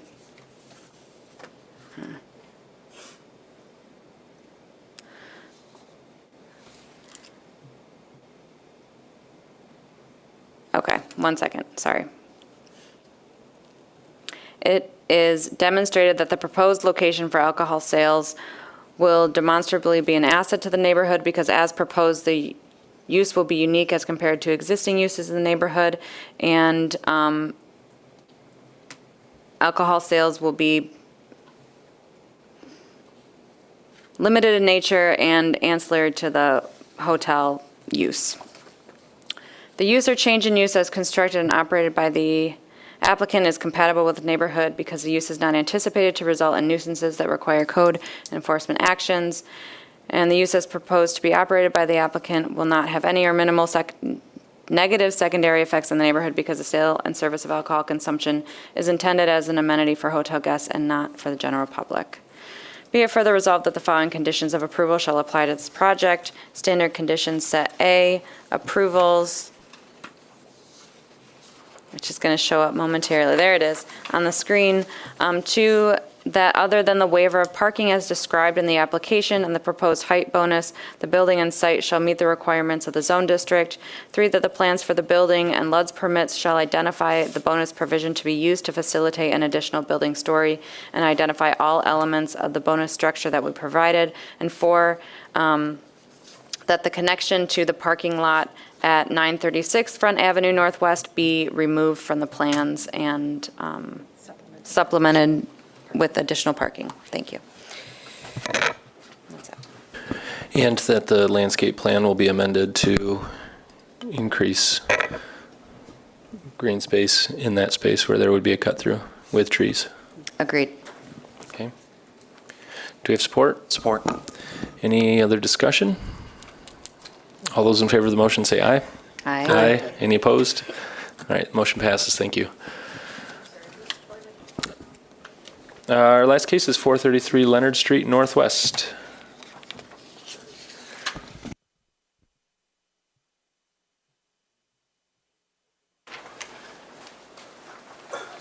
I make my applicants sit up front. All right. Okay, the last case is a request for 433 Leonard Street Northwest. The applicant intends to demolish the former Lanning's Restaurant and construct a new building to house DeVries Jewelers, which is just outside the photo here. Although the retail jeweler use is permitted, the proposed amount of parking exceeds the zoning ordinance requirements by over 20%, and thus special land use is required. So the site is currently mostly paved. There is parking, but it's a wholesale redevelopment of the site. And so generally when sites are redeveloped, they are supposed to meet current zoning requirements, and that is why it is before you today. The plan, or the site is addressed in the West Side Area Specific Plan from 2015, and as part of the West Side Plan was what it was called a parking hold line, and that's this kind of rust color line here. And that area, within that area, it is acknowledged that parking may be needed to support the existing and proposed businesses in the business district. The subject property is where this funny red arrow is pointing, and it is thus within the parking hold line. And if the Planning Commission concurs with the parking there, it would comport with the recommendations of the plan.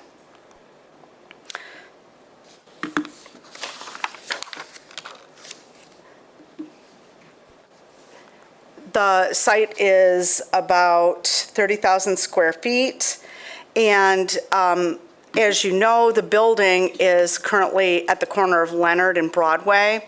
A beautiful new two-story building is being proposed, and for the amount of retail space here, 15 parking spaces are required. The applicant is proposing 59 parking spaces, and with that amount of parking, that is clearly over 20%, and that is why it's before you today.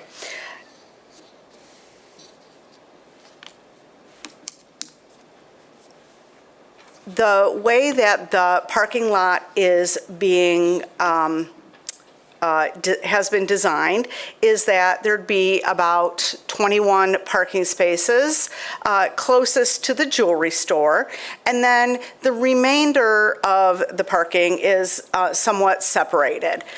And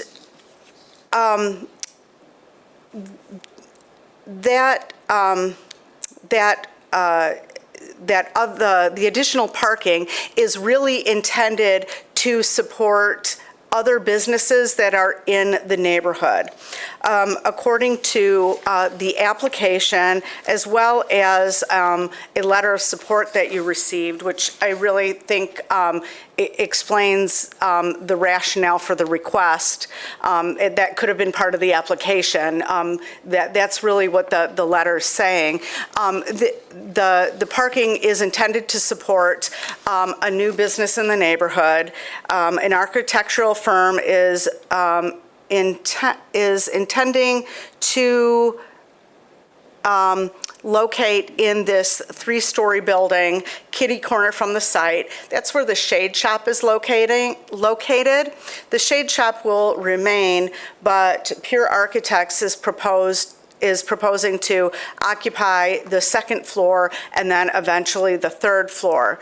The parking lot has about it has 4 parking spaces, I would say 4 really tight parking spaces, and according to the application and this letter, additional parking is needed. They intend on leasing parking from the applicant to support their use. Additionally, just to the south of the current Shade Shop property is a banquet hall. That banquet hall did get Board of Zoning Appeals approval to be there, and they're finding that they need additional parking, and apparently they've already been leasing parking on the landing site and wish to continue to do so. Something that I neglected to point out, and we can't really see it here, but I can show you on this, on the zoning map. There is a public parking lot to the east. We have Brand's Restaurant on Leonard. Brand's has their own parking lot. And then to the north, we do have a city parking lot of about 50 spaces. And I'll be happy to go to an aerial photo if you'd like me to do so.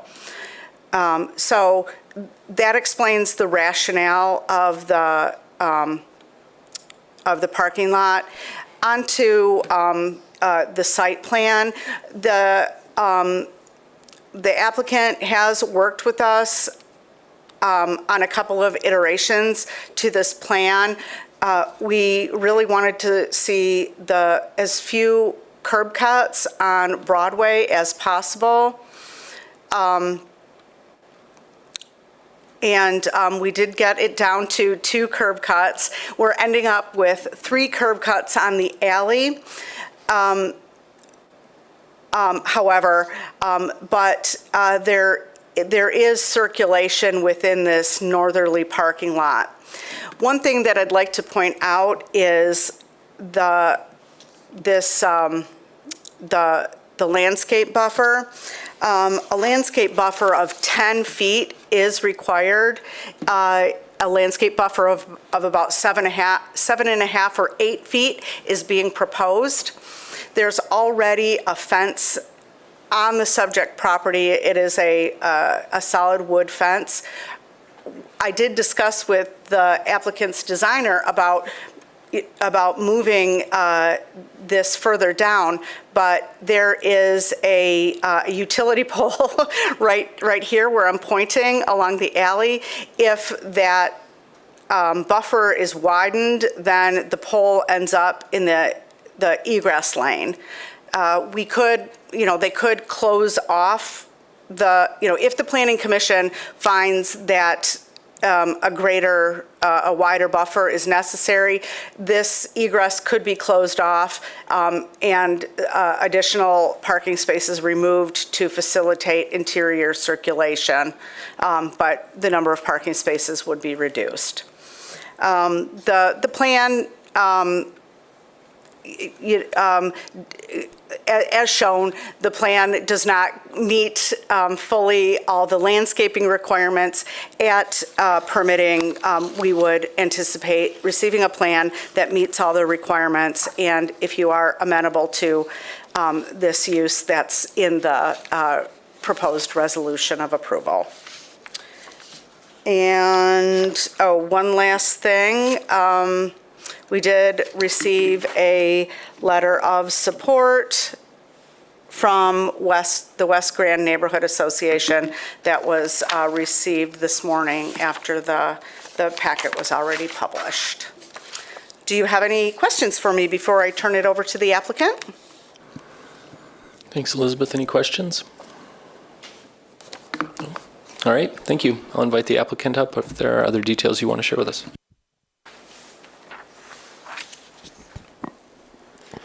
Hi, my name is James Lewis. I represent DeVries Jewelers.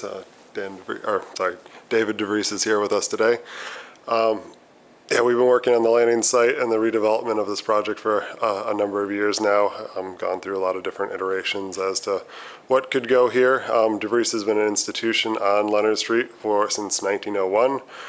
They've been in their current location since 1955, and now we're looking at putting, I don't know if it's the fourth or the fifth generation, in a new store and continuing the legacy in the business on the street. So they're excited to build their new store. They've owned the landing site for about 15 years now.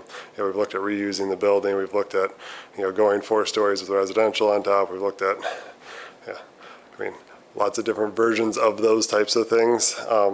And at this time, I think we're trying to get the retail space built and occupied and up and running, while preserving the ability to, I think, redevelop the back half of the site at some point in the future.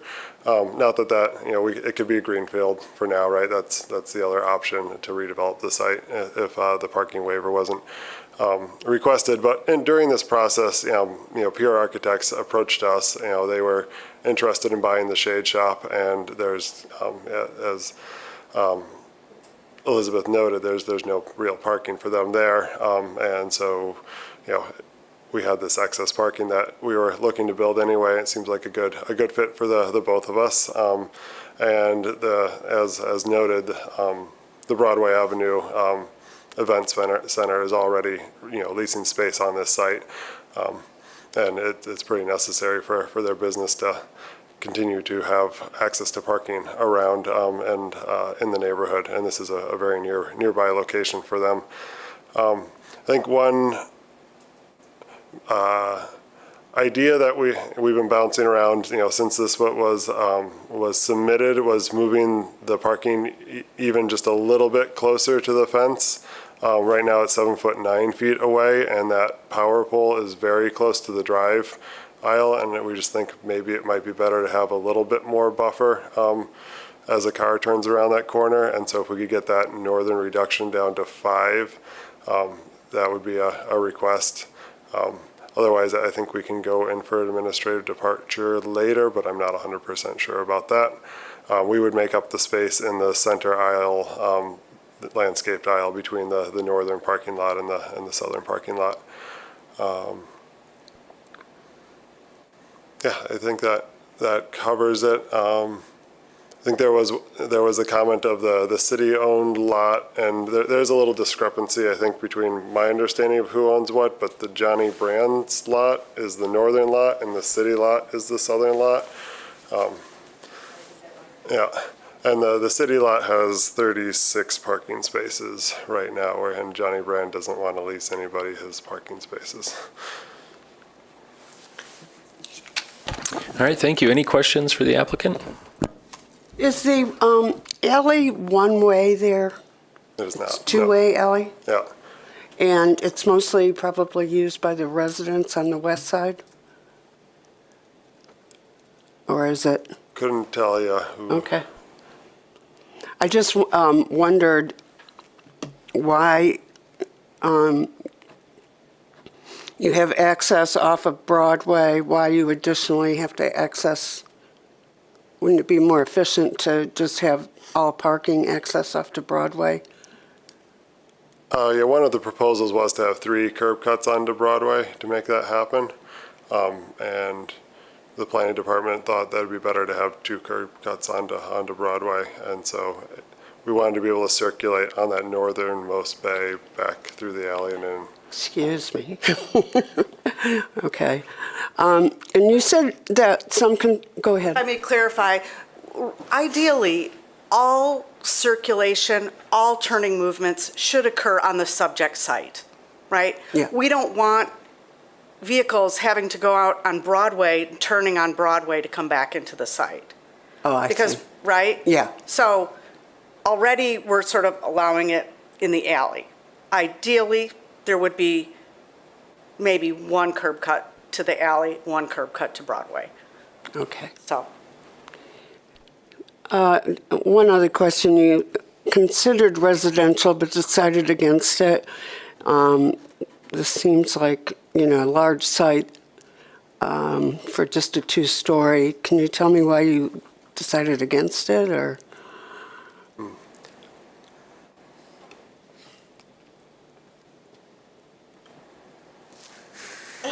Is that Internal family politics.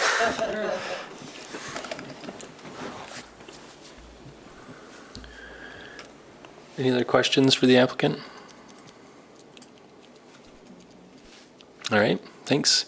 I'll open up the public hearing and close the public hearing. Commissioners, any other questions? I don't have a question, but I would note that I think we need to further explore whether we could reduce that buffer to the north further. I seem to recall during the discussion of the area-specific plan and the creation of the parking hold line, that those buffer areas were really important for us to maintain because it provided that separation between a parking lot and the adjacent residential. And so the parking lot on the other side of Broadway, which at the time necessitated the demolition of an existing structure, the Planning Commission did have some fairly robust discussion about the need for that additional landscape buffer. So I'm a little bit hesitant to state that we would support a decrease in that buffer zone to the north. Also, I think the access points and limiting them on Broadway is important because our bike action plan does have Broadway as a bike community route. And so I don't fully know what that means, except that there's a designated route that's intended to be on Broadway to support the use of bicyclists. And maybe Elizabeth has more there. Oh, I'm sorry, I was just going to pull up a Google map. Oh, okay.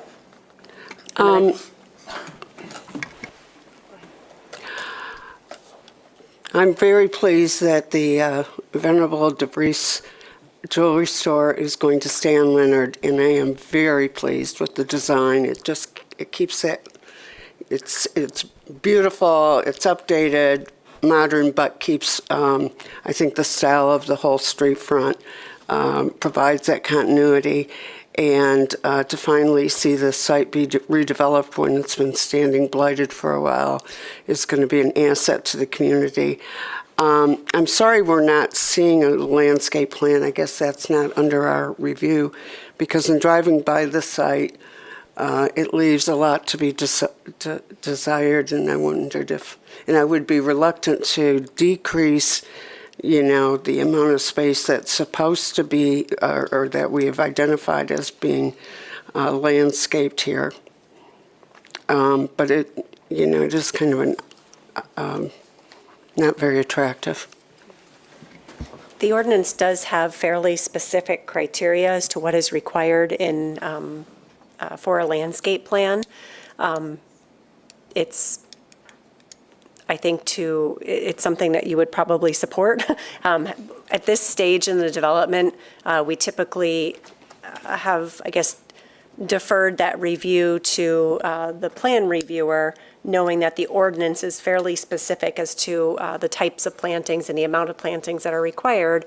And it just goes back to trying to have the Planning Commission stay focused on, is the use appropriate? Meaning, is the surplus of parking in this location appropriate? And then trust that city staff will make sure that we do our jobs and implement the ordinance to its fullest, which again is a fairly robust landscape plan that will be required. And it sounds like, per Elizabeth, that there's some additional landscaping that would be necessitated even beyond the areas we're seeing on this plan to satisfy that criteria.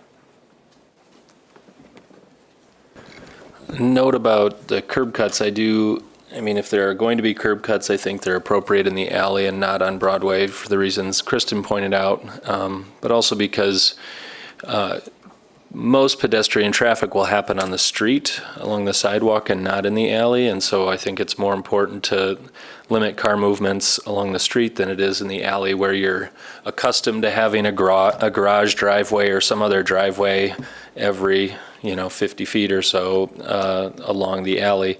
I agree that the design's great. I'm glad that the building is getting flipped so that the parking is kind of masked behind the space. I'll just note that the city-owned lot has unlimited curb cuts in two onto Turner and no curb at all into the alley, so cars can do what they want. So I do think this is better than what's right down the block. So yeah, I'm in support. Yeah, I agree with all that's been said, and I think that the argument for supporting other businesses with this excess parking for this property is compelling and will help ensure that folks are not taking up parking, on-street parking that that neighborhood, that people who live in the neighborhood have to use. So I'm also in support.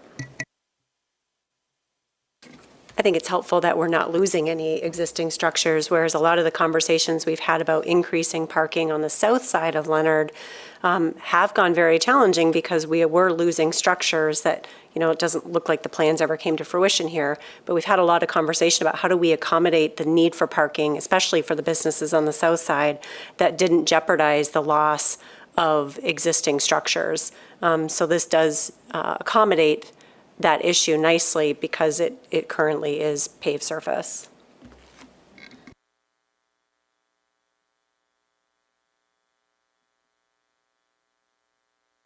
Any other comments or discussion? Would you like to make a motion? I can. I don't want to. I feel like I'm Doing great. I always jump. Keep it up.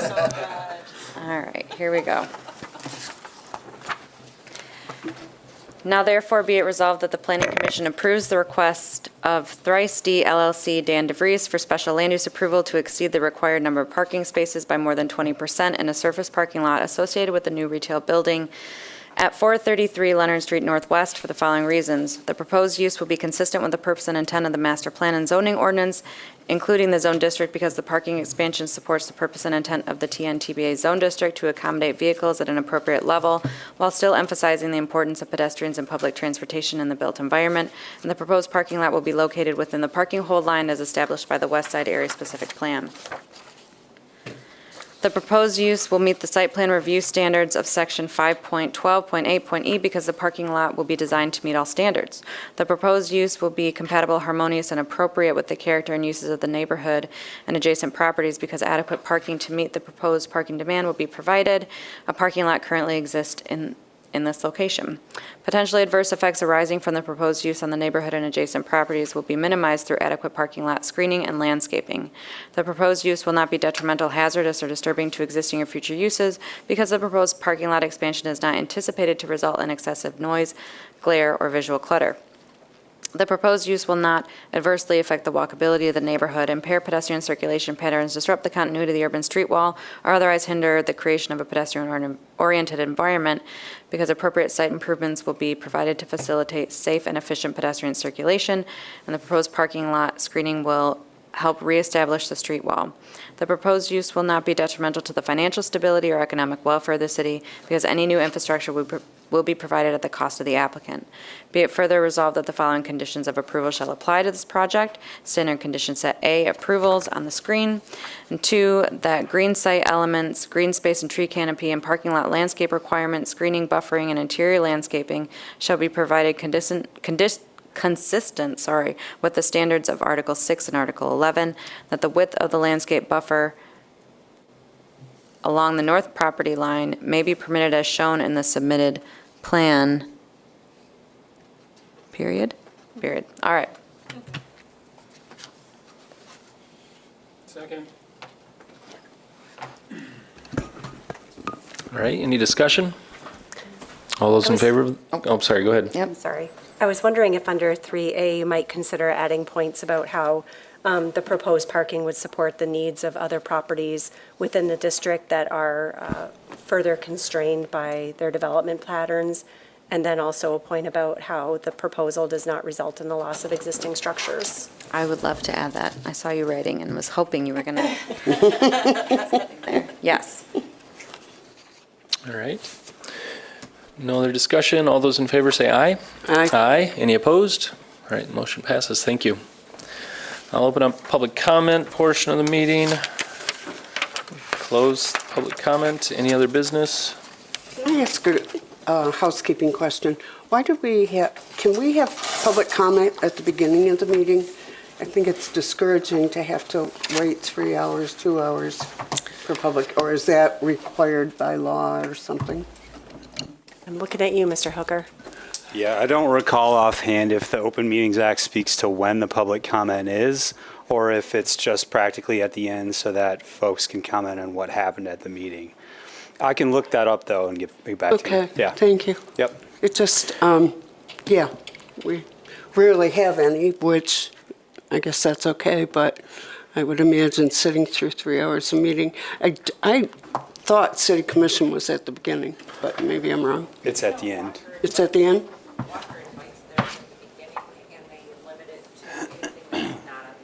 Right. Yeah. That's what I was going to suggest, is that if it were open-ended, then if there were a contentious item, you may have double dippers who want to speak during both periods. But